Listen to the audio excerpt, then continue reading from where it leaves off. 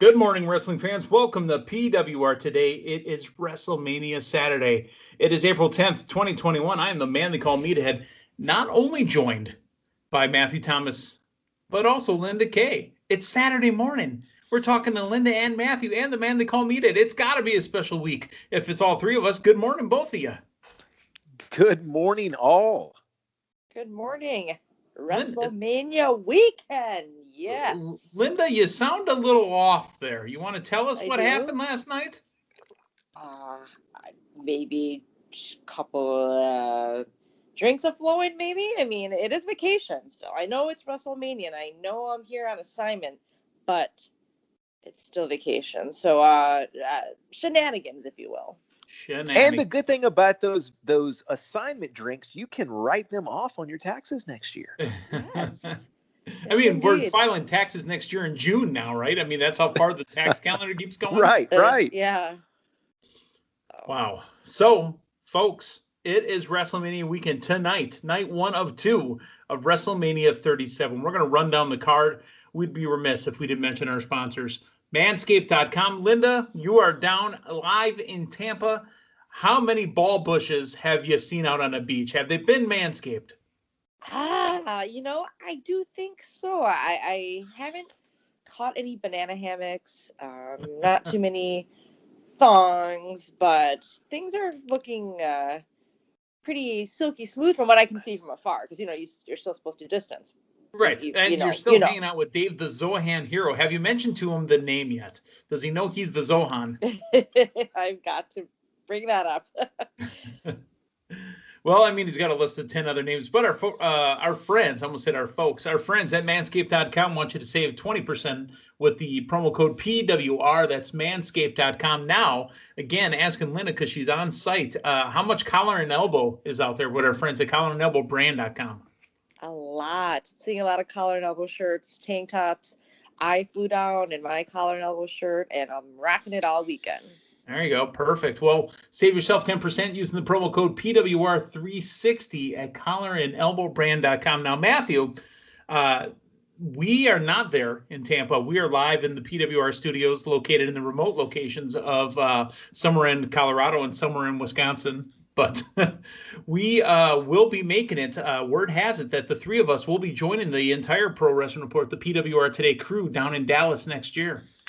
Yes, and there's actually been some very early research done on potential arrangements in Dallas next year. So we are hard at work, at least on the Colorado end, of securing those arrangements there. So the wheels are in motion, if you will.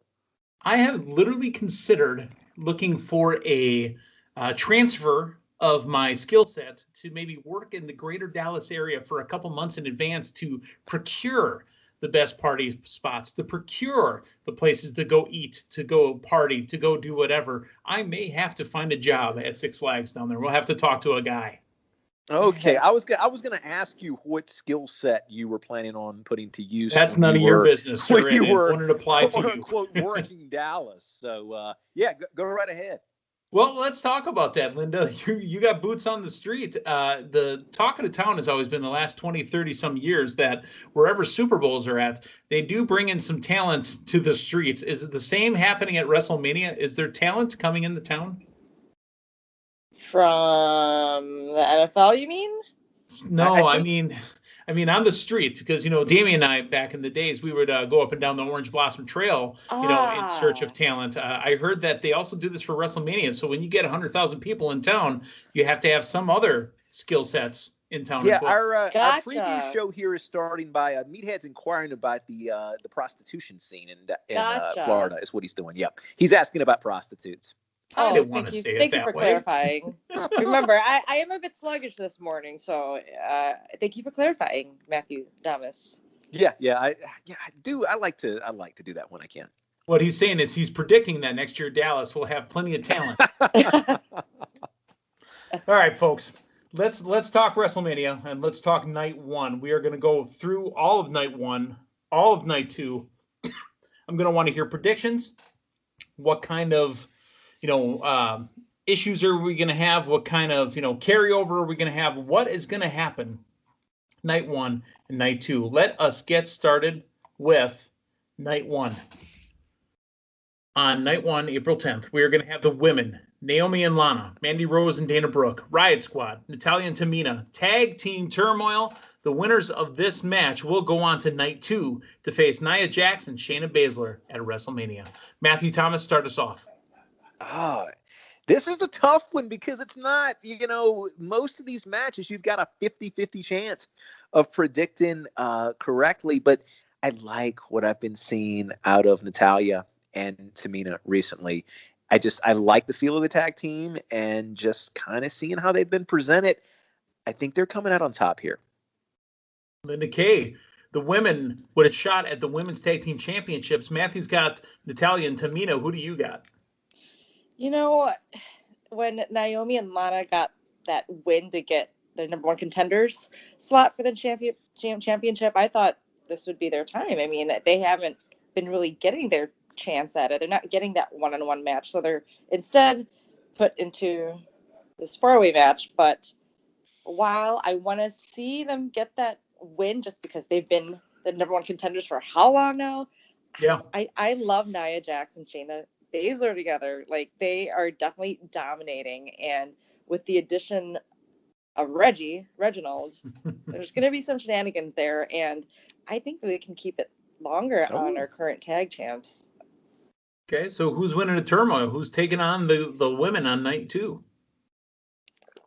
I guess Naomi and Lana, but then Shayna Baszler and Nia Jax retaining. Okay, all right.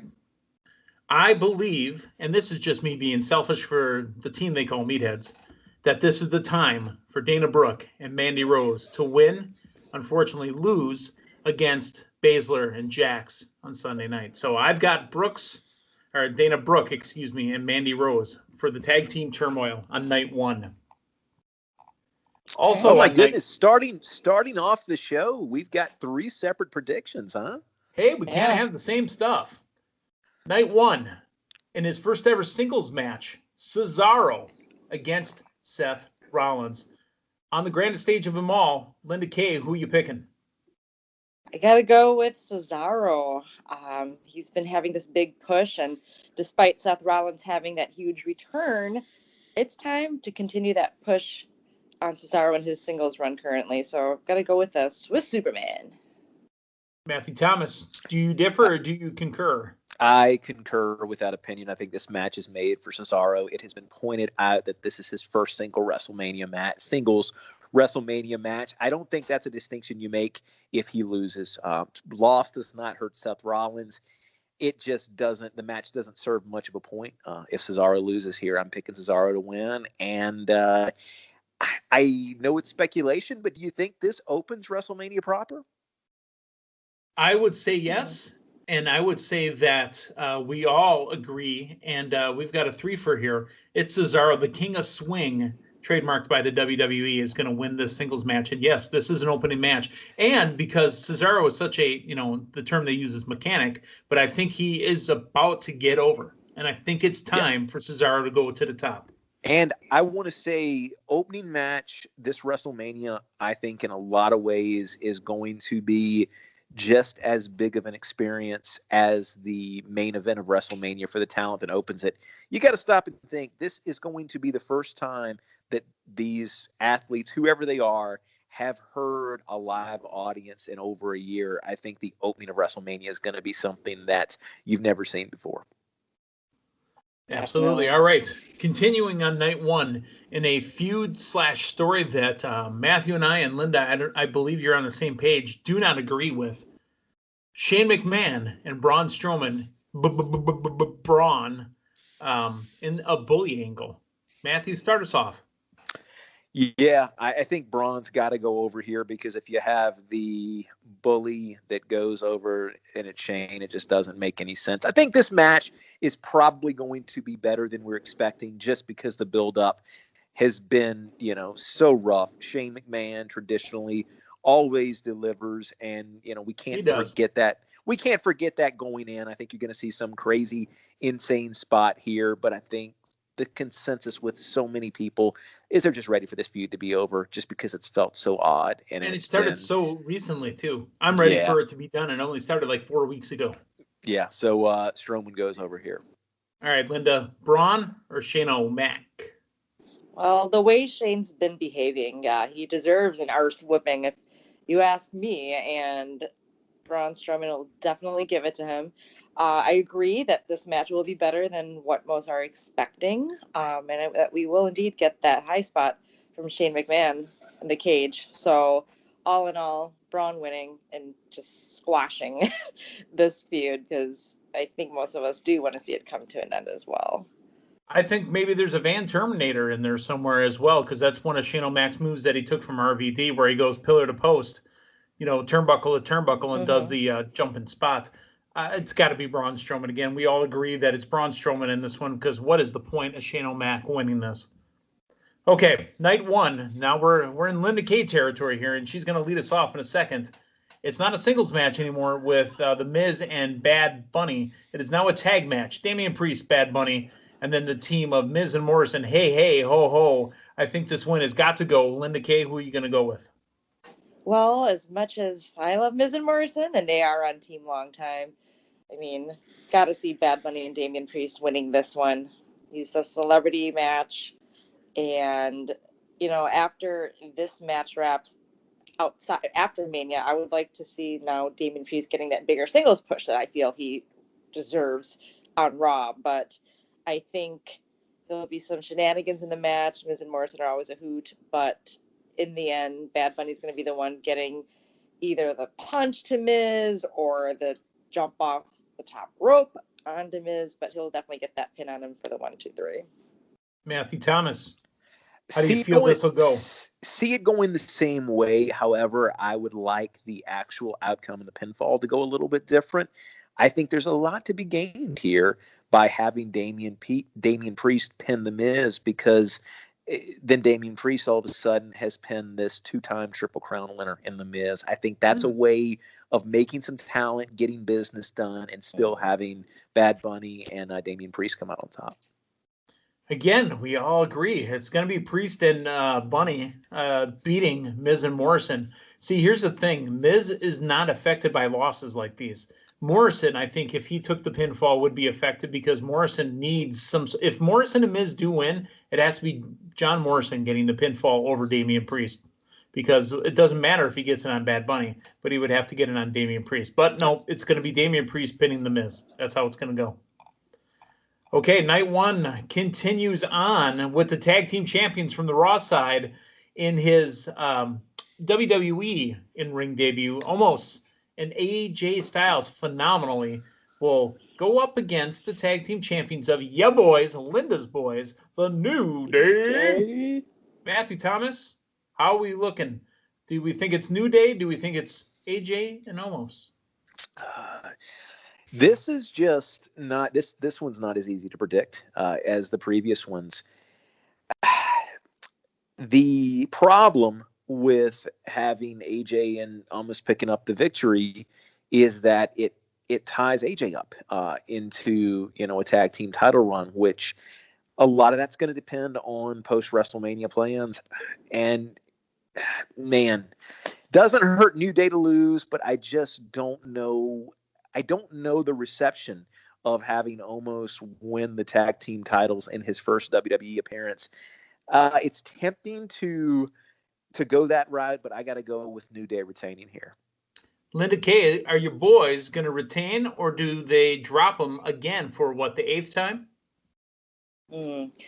No, I think they will come out as champions still at Mania. I think we'll get a great showing from Omos in his first WWE match, but I'm thinking that there might be a little separation, if you will, between AJ and Omos. Somebody's going to mess up and cost them the match, and think maybe that way AJ can get back on that singles run and giving Omos a chance at being his own star as well. You kind of took it the path that I was going to go as well. I think that this might be AJ and Omos winning, and then maybe a little bit of something between AJ and Omos after. So I actually see AJ and Omos winning the belts. I mean, it's not like they haven't given, somebody first wrestling match, the tag team championships, who was Braun's partner when he was 10 years old in New Orleans. Right. Oh, yeah. It's about time for him. Nicholas. It's about time for Nicholas to make a return. Making her return to WrestleMania against the winner of the Royal Rumble on the women's side. This is from SmackDown, the champion Sasha Banks and Miss Bianca Belair. She is the EST at WWE, and right now she is the most challengingest of the SmackDown Women's Championships. Linda, start us off. Gotta go with the EST of WWE in this one. Her winning the Royal Rumble was huge, and each week, even before the Rumble, WWE has been making Bianca Belair look so strong, strongest. And although Sasha Banks is a strong champion, and I would love to have the title on her still because I love her personally, but I think this one's going to go to Bianca and continue her rise in 2021. Okay, Matthew Thomas, you got the reigning champ or you got the Rumble winner? I think that you really run the risk of putting the brakes on an initial push if you stop short of the title win. I see Bianca Belair here. And yeah, I mean, the thing of it is, it doesn't hurt Charlotte. It doesn't hurt Sasha to lose. And say if you had somebody come out of the Rumble like a Charlotte or somebody who had been to the top of the mountain, a loss in the subsequent title match doesn't really hurt things. But when you are using, much like McIntyre last year, when you are using the Rumble win as the launching point, I think it's a lot of kind of what's the purpose if you don't follow through. So I see Bianca Belair winning the title here. 100%. That's exactly where I was going. They won the Rumble. I mean, this isn't a Money in the Bank where you didn't cash in. I mean, you have to take it and follow it all the way through. Speaking of McIntyre, the main event for night one, the new champion, Bobby Lashley, the the Chief Hurt Officer, CHO of the Hurt, of the Hurt Business, which no longer exists apparently. The almighty Bobby Lashley against the former champion and the winner of last year's Royal Rumble and the man who beat Brock Lesnar in 5 minutes, Drew McIntyre. Matthew, start us off. Is it Drew? Is it Bobby? What happens? This is where I make the bold prediction for night one. So if you're looking at the booking over the last several weeks, it looks like they are really trying to go out of their way to convince everybody the Hurt Business is done and that we are going to the formula like we talked about the entire time of getting it off of Drew prior to Mania so he can win it back in front of fans. I think that works if it's a Miz, or I think that works if it's almost anybody else on the roster. But this Lashley push has been so strong and so significant as we are just, the morning prior to this going down. I think that you're going to lose. I don't think it's going to be as positive of a response if they take it off of Lashley this early. So here's what I'm seeing. I'm seeing this match plays out potentially as Cedric and Shelton coming down to ringside. We're conditioned to believe that they're going after Bobby. Hurt Business is done. I think they actually get involved on Lashley's side. And here's the missing element. This is out there, but here's what I'm seeing. There's somebody else who I think is another great fit for the Hurt Business that we haven't seen on TV in a couple of months. Stephanie McMahon, but I heard she's got obligations. I'm seeing this bringing down Keith Lee, Drew McIntyre. They're buddies, they're friends. Oh, pal, Keith Lee, here comes the cavalry. He ends up costing McIntyre the match, becomes the newest addition to the Hurt Business. Bobby Lashley retains at WrestleMania. Wow. Linda K. Try to just come up to that. What do you think? I know. Thanks, Matthew. So wait. Am I wrong? Aren't Shelton and Cedric banned from ringside, though, when they lost that match against Drew on Raw? I think so, to be honest. But that doesn't mean they can't show up somewhere else. The question becomes are they specifically banned, or is the Hurt Business banned? Members of the Hurt Business. Because at this point, they are not technically the Hurt Business. Right. I don't know. I've been hearing it from both sides there. So that I do not know at this juncture. Well, if they are indeed banned, your prediction of Keith Lee possibly coming out to what it would appear to aid Drew, but then he's part of the Hurt Business. Wow. If that happens, I would pop Seriously. You would pop for Matthew Damas. Yes. But, Predictor of predictors. yeah, that would be awesome to see, but I'm going to go the other way, to what you had initially been saying for a while, Matthew, and that was for Drew to get that huge pop from the crowd by getting the title again. Now, I know that a lot of us feel that it may not be as big as what WWE might be thinking, just because a lot of us are into this Lashley title run, but I think it can still happen for Drew. They'll still be good pops. Hey, they can even pipe in some noise if they need that bigger pop for Drew, right? So I think that it's going to go back to Drew McIntyre. I agree with Linda Kay. Drew McIntyre, again, not to be selfish for a team they call meatheads, Drew McIntyre was a good champion during the COVID era. Now, they pulled it off of him during the Randy Orton feud, gave it back to him with the sword, and then took it off of him to get that Money in the Bank cash-in on it away. I believe only to get that back at WrestleMania, to give him the crowd response to close out night one that he missed out on last year. Drew McIntyre defeats Bobby Lashley and becomes the new champion for the Raw brand. Night 2. Let's get started. My man, Fight Owens Fight, taking on the very entertaining Sami Zayn. Linda, start us up. The way Sami Zayn has been on our televisions every week and the whole conspiracy theory storyline, I would like for Sami Zayn to come out on top, but I'd be remiss if I don't mention how I would want to see that spot from Kevin Owens off the ship that we've all been saying will happen. We thought we were getting last year, and he kind of gave us off the sign, but not off the ship last year. Yeah.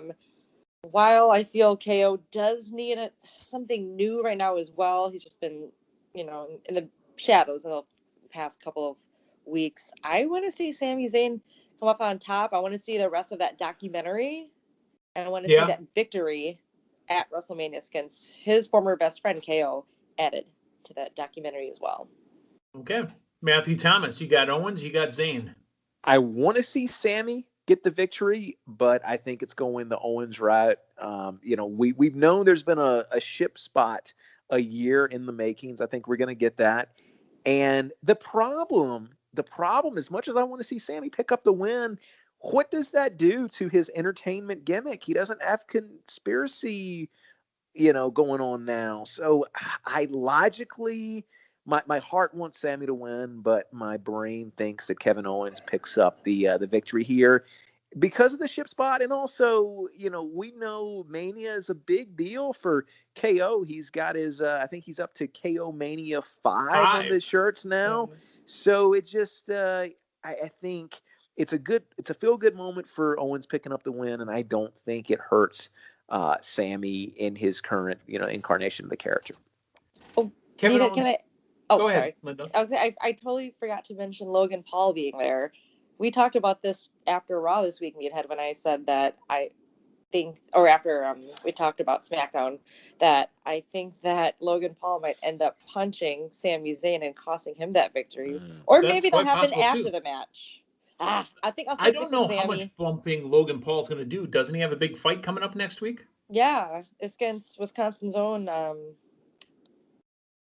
Ben. What's his name? Mayor Barrett. Yes. Mayor Tom Barrett. Logan Paul's fighting Mayor Tom Barrett. That's great. Logan Paul will be the hero of Milwaukee County, Linda, if he punches out Tom Barrett because of that stupid light rail. No. I think that, okay, I'm still going to go with Sami Zayn getting the victory, but then I see Logan Paul punching and knocking out Sami after for one reason or another. There. I'm telling you, make a bronze statue of him. If he knocks out Tom Barrett, he's getting a statue. Kevin Owens wins this one, and really, again, for the team they call Meatheads, but also because Kevin Owens, who Chris Jericho mentions when he has his Stone Cold podcast, that Kevin Owens is one of the guys he just loves working with. Kevin Owens is a great worker. All right, night 2 continues on now in a Nigerian drum fight. The champion, Big E, who's getting played in. You guys saw the news, right? He's getting played in. You guys know how I love to have the wrestlers played in by, rock bands or pop singers or rappers or whatever. Big E's going to get played in against the challenger, Apollo Crews. Let's start with Matthew Thomas. I think both of these guys have really come out looking good in this feud. Both of those are better than they were when they started. With this feud, I think Big E retains here just because I think we're in the midst of a Big E singles push. And it was a Talking Smack episode a couple weeks ago where Big E was talking about his dream is having that title for a year, going WrestleMania to WrestleMania, almost like the man they call Meathead is coming close to doing in the PWR draft. Yes, sir. And challenging the WWE champion next year, or the Universal champion, I guess it is. So I think we're into a very significant Big E push. And I think Apollo Crews is going to look really, really good here. And just this character change, I think, has done a lot for him already. But I see Big E retaining here. Linda Kay, how do you feel? Well, while I see this push for Apollo being huge for him and great, and him coming up with the stipulation for this match, I agree with Matthew that we're going to continue this big singles push for Big E. And he is part of Team Longtime, yes, but I'm loving Big E as your kind of champ. I think he's going to keep the title and be a strong champion for a long time coming. Big E winning at Mania. Okay. I'm going to flip the script on both of you. The winner and new Intercontinental Champion, Apollo Crews. He has been using the Angle Slam lately. Kurt Angle says that, hey, I don't care if guys use it. I'm retired, man. Go ahead and make me famous. Make yourself famous. With an Olympic Slam, Apollo Crews is the new Intercontinental Champion. How about them apples? Well, and that's the exact reason I haven't been using the Angle Slam is I didn't realize I had his blessing. Or Kurt Angle was retired. Right. For the United States Championship, it's the original Bro against Sheamus Fella. Let's start with Linda Kay. I like Riddle. He's very entertaining. I love the scooter gimmick, but I'm going to go with Sheamus. Kick on top with this one. Just another person that's been getting a big push, and then it kind of fell flat at Elimination Chamber when we thought perhaps he may have even faced Drew McIntyre for the championship that night, perhaps even winning it. Right. He's been kept in the spotlight, with his feud, kind of with Lashley as well the last couple of weeks on Raw. So I think we're going to keep the momentum going with Sheamus and a member of Team Longtime. How about that? We're going to go with Sheamus getting the United States Championship at Mania. Title win for Sheamus, according to Linda Kay. Matthew Thomas, is it a title win for Sheamus or a title defense for Matt Riddle? I think Sheamus walks away with the title here. Sheamus has been putting in some of the best work of his career. And, he really hasn't gotten that reward, at this juncture. He put on some excellent matches with McIntyre. He has really been stepping up his game. And I think that the Riddle title run largely was to get it off of Lashley and get Lashley, with the WWE title. The great thing about Riddle and what this run has done, it's given Riddle more TV time. And I think he's gotten that character and that gimmick over. I mean, we know what Matt Riddle is now. I've really enjoyed the backstage segments of seeing Riddle week to week. But at the end of the day, I don't think Riddle right now needs a title to get Matt Riddle over. I see Sheamus walking away here with the win. We all agree on this one. Sheamus, the new United States champion. Is he face? Is he heel? Doesn't matter. He's champion is what he is. So Sheamus over Riddle. Now, let's talk about it. I've been banging this desk for an entire year, and I said this woman will get her time. Unfortunately, or fortunately, I have both competitors in this match. Asuka, Rhea Ripley, Matthew Thomas. Who's winning this belt? I think we're walking away with the new women's champion here. I think there are fresher stories to tell with Rhea Ripley. Asuka, as great of a run as it's been, I think we're running out of opponents for Asuka. And, having Rhea pick up the win, she and Asuka can go back and forth, with rematches and whatnot. But I really think walking out of WrestleMania with two new women's champions is going to be a nice, strong reset for the company. I see Ripley picking up the win here. Linda Kay, is my girl Asuka or my girl Rhea doing it? I gotta go with Rhea Ripley on this one. Asuka's held the championship for a very long time now. Great champion, but like Matthew said, a reset, if you will, with the women's division and with the title reigns, I think would be great right now. And with Rhea Ripley making her huge return and now potentially being the women's champion, will just set a nice new pace for the women's division. And just like Drew McIntyre last year, like Rhea did, I know she came in defending her NXT titles against Charlotte, but it's time for her to get, just like others, of course, that huge pop from the crowd at Mania. And even though she did turn heel this week, I feel the crowd's still very behind Rhea Ripley, and she'll get that huge pop when she wins. Oh, absolutely. And this is a make good from last year. Again, if you folks have even listened to one episode of this, you've heard me say this. Matthew, Linda, tell these people I have been calling this woman's name for an entire year. It is time. This Sunday night, it is time. Tomorrow night, Rhea Ripley, the new Raw Women's Champion. Yeah, you have been calling it all year. All year. This close. This is something I haven't been calling, but I have been loving. Now, he is back. He is disfigured, deformed. I've loved Alexa. I've loved Randy in this, too. And I've loved Bray Wyatt, the Fiend versus Randy Orton. Linda Kay? All these mind games and these spooky, kabuki-ish things happening to Randy Orton. I think it's going to come down to a victory by the Fiend. He's finally going to get his hands on Randy Orton once again and get that revenge for setting him on fire, for goodness sakes. And we'll have melted his head. Yes. We'll have the lovely Alexa Bliss at ringside with some shenanigans as well. That counts as an appearance. Yes. I do have Alexa Bliss on Team Long Time, yes. So I'm going to go with the Fiend on this one. I think Randy Orton has just been tremendous in this storyline, and it's been a long one, but just helping move it along, the Fiend's absence. I know we had Alexa Bliss put in, but I think we'll finally see a conclusion to the storyline with the Fiend coming out on top. This is some of the best storytelling I feel they've done in the last 6 months. I mean, this story has never felt old or stale to me, and it's always had a new wrinkle, a new twist to it, and I loved every second of it. Matthew Thomas, Fiend, Randy Orton. I think in the payoff, the blow-off at WrestleMania, you've got to have the guy who attempted to murder the other guy lose.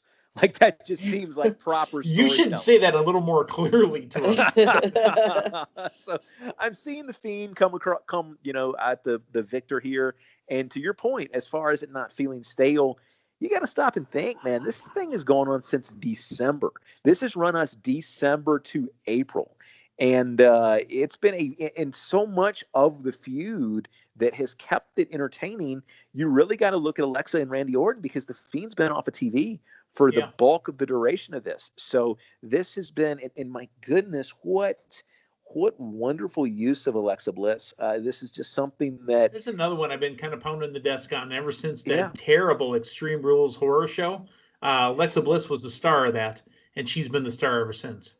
Yeah, without a doubt. Looking forward to this one. I think it's the Fiend, because while the Fiend is a Fiend and, he has Alexa Bliss, he didn't try to murder Randy Orton. Randy tried to murder the Fiend. So technically, the Fiend's the face in this one. Not a pretty face by any means, but he is a face. Yeah.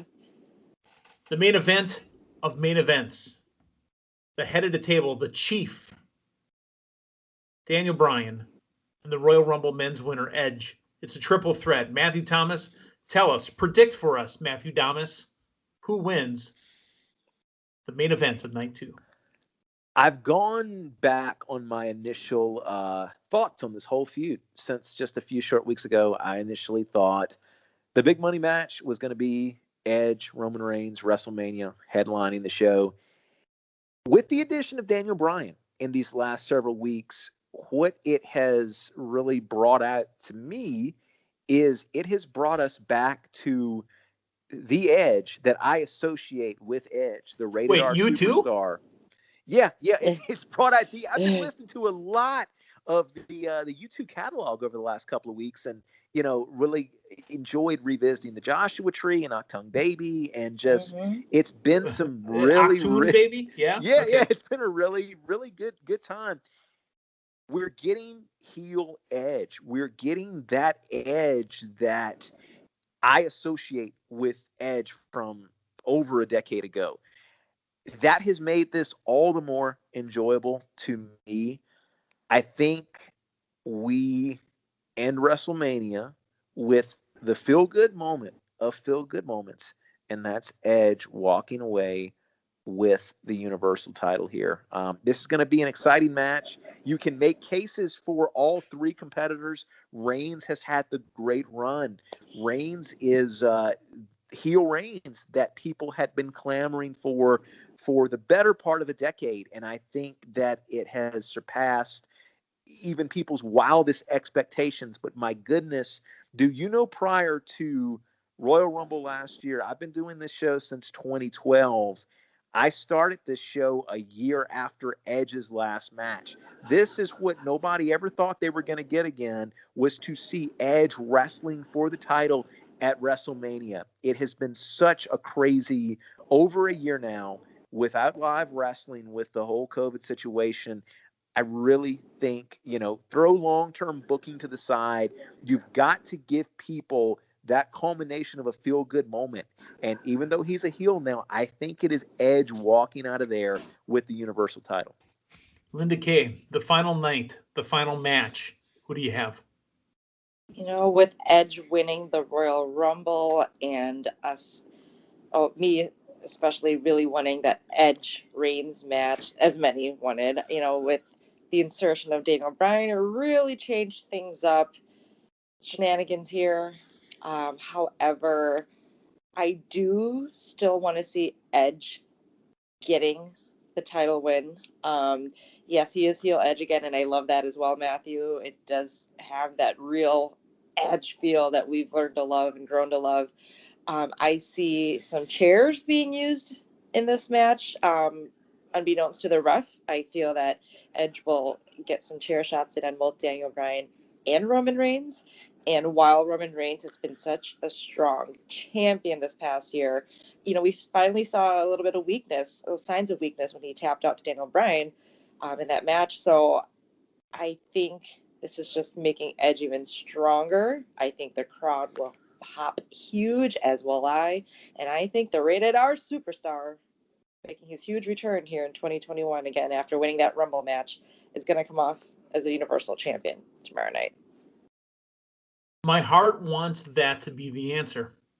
My brain tells me it's not. Your winner and still champion, the Tribal Chief, Roman Reigns.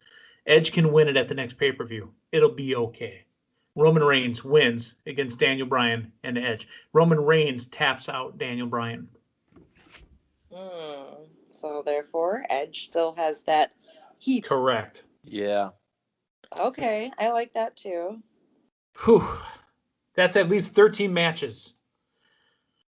We've got two big nights ahead of us. Tonight, WrestleMania Night 1 starting at 8 Eastern, 7 Central. Tomorrow, Night 2, same time, 8 Eastern, 7 Central. We are going to have you covered. Linda will be live on the ground. She will be sending updates that are needed. Tonight, we will review the show. We will broadcast that thing live. We will put it out there. Matthew Thomas and the man they call Meathead. Once WrestleMania Night 1 goes off the air, we will record it. We will send it out there so you have it to listen to for tomorrow morning. And then Monday morning with Linda Kay and the man they call Meathead, we will recap Night 2 and WrestleMania in general and look forward to what happens on the Monday after WrestleMania. Yeah. That's a lot of stuff. We've been going nonstop here. So for Matthew Thomas, for Linda Kay, I'm the man they call Meathead. Hey, thanks for stopping by. We will talk to you again tomorrow. So long, everyone.